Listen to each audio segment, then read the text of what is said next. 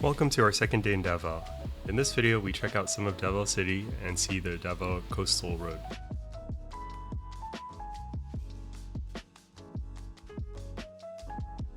We started off the day at our hotel's breakfast buffet.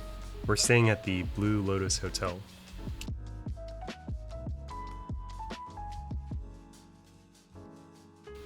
This is the rooftop of the Blue Lotus Hotel. It's where the restaurant has its breakfast and dinner buffets.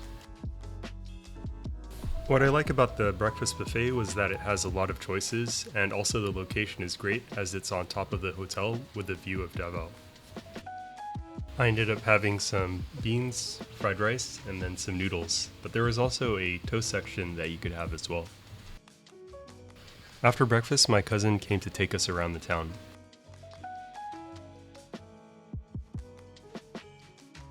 Our first stop was a place called either Aldevinco or Aldevinco Shopping Center. Apparently this place had moved in 2021.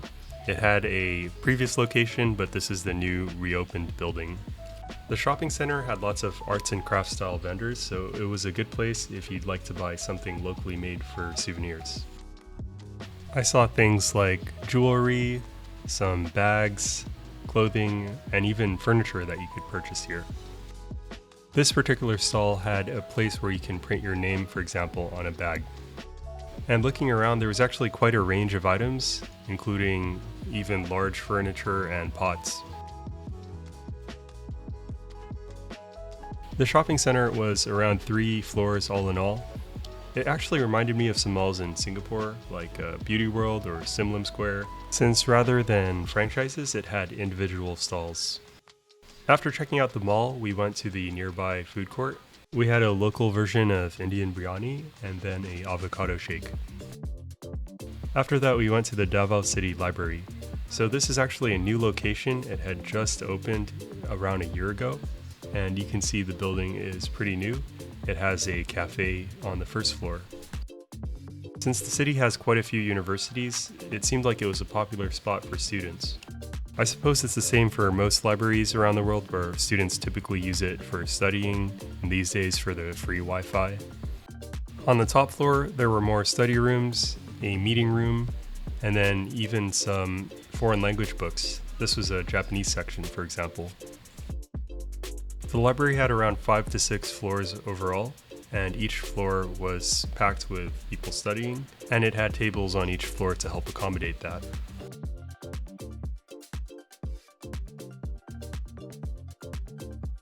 After the short trip to the library, we went down near the coastal road, which had just opened as well.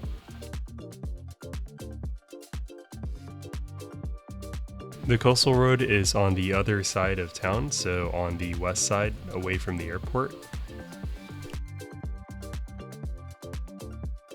The project's first phase was just completed in July of this year, so the road is brand new.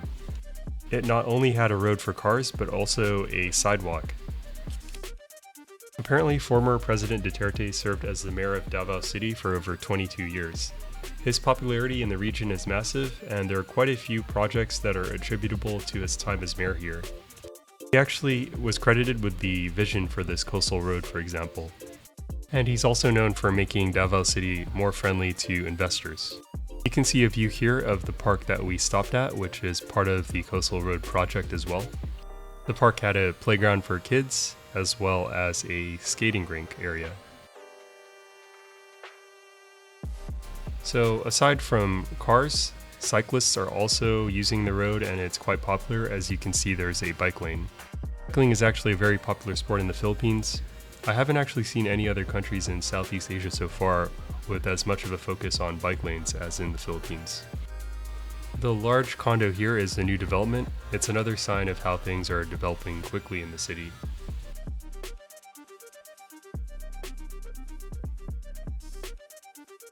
So on the way to dinner, we had a mission. We wanted to find some jackfruit and also a durian, and so we stopped by a local market to find some.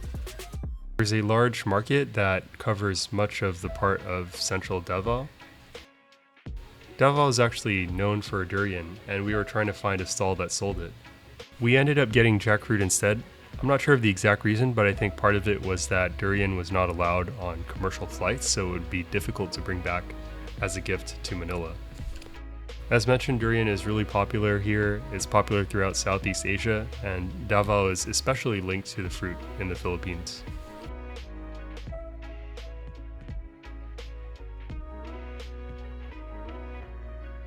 So you can see here we're passing through some of the market, and then we're heading towards the Davao City Hall.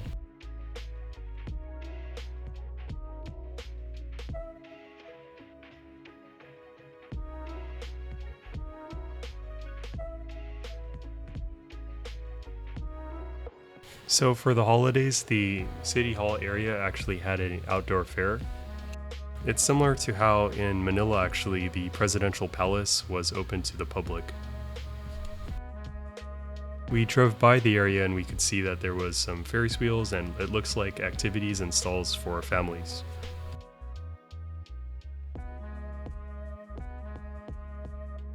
And the building here is the City Hall itself, and you can see it's very lit up. There's a giant Christmas tree. Christmas is a huge thing in the Philippines, and Davao is no exception as well.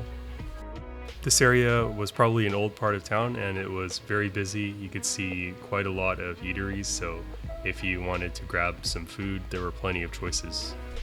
Chowking, for example, is a Chinese-Filipino chain. After the City Hall, we went to a place called Matina Town Square. It's basically an outdoor food court, and it also has a central hall where you could see a live band performing.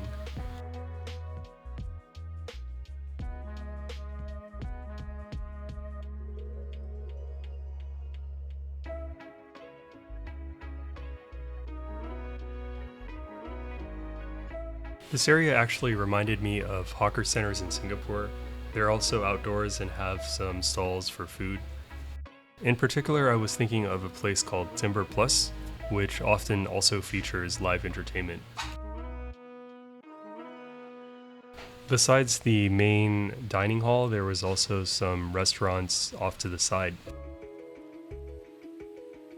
Davao has a lot of contact center operations, so my cousin's husband was mentioning that quite a few of the groups here were actually from the contact centers. We ended up getting food from this place called Abuelo's, which is famous for sisig. In particular, it was known for Kapampangan sisig, which is a region in the Philippines that's famous for this type of dish.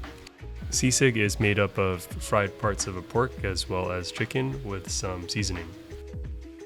You can see the sisig on the left, and then we also had vegetable kangkong, as well as some supplementary dishes. For me, I had a fried chicken again, and then some rice. Also got a chance to eat the jackfruit that we bought from the market. So we wrapped up early today, and ended up going back to our hotel. We were planning to wake up around 3 or 4 a.m. the next day to go up to the mountains. We were also able to get a room upgrade, and you can see here we're actually in a suite. It has a much larger shower area. The room itself was much larger as well, with 2 large beds and then a sofa. Overall, it was much more comfortable, so appreciate the Blue Lotus Hotel for hooking us up here. Hope you enjoyed the video. In the next video, we'll see the mountains near the city.